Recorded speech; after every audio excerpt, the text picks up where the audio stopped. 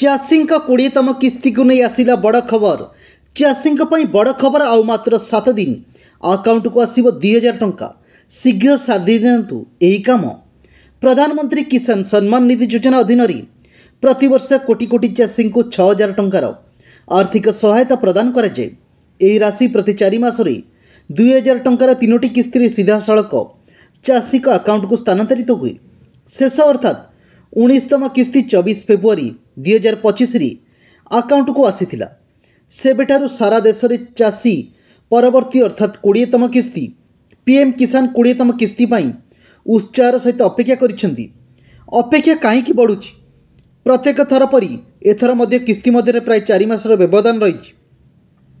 जून मास बीतीगला एवं जुलाई आरंभ होगला किंतु ए पर्यंत चाषी अकाउंट रे टंका आसी नहीं। अनेक लोक आशा करुथिले जे जून शेष सप्ताह टंका आसीबो किंतु ता होई पारिला नहीं। एबे प्रश्न उठुछि जे परवर्ती किस्ती केबे आसीबो?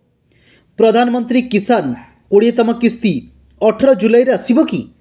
परवर्ती किस्ती 18 जुलाई 2025 रे आसीबार संभावना अधिक, कारण प्रधानमंत्री नरेंद्र मोदी यही दिन बिहार रो मोतिहार रे एक बड़ धरणर जनसभा को संबोधित करने को जाउछंती।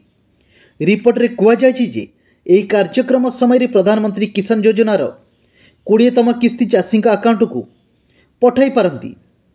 प्रधानमंत्री किसानर 20तम किस्ती आसीबो कि? प्रधानमंत्री किसान योजनार परवर्ती किस्ती पाइबा पई ए अपटुडेट करबा निहाती जरूरी। 20तम किस्ती रे लाभ पाइबा पई चाषी मानकु किछि गुरुत्वपूर्ण सत्त पूर्ण करबा को पड़िबो। ई-केवाईसी सरकार ई-केवाईसी की बाध्यतामूलक करिसेंती। ई-केवाईसी बिना किस्ती अटकी जाई पारे। चाषी माने pmkisan.gov.in किमा निकटस्थ सीएस केन्द्र रे बायोमेट्रिक ई-केवाईसी को जाई ओटीपी आधारित ई-केवाईसी करि परिबे। बैंक अकाउंट एवं आधार लिंक चाषी मानकु निश्चिंत करबा को पड़िबो जे सेमानकर बैंक अकाउंट आधार सहित लिंक होईची एवं आईएफएससी कोड सठिक अछि।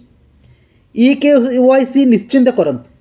सरकार पूर्वरु स्पष्ट कर सारी जे ई-केवाईसी बिना कौन सी चाषी किस्तीर लाभ पाइपर ना।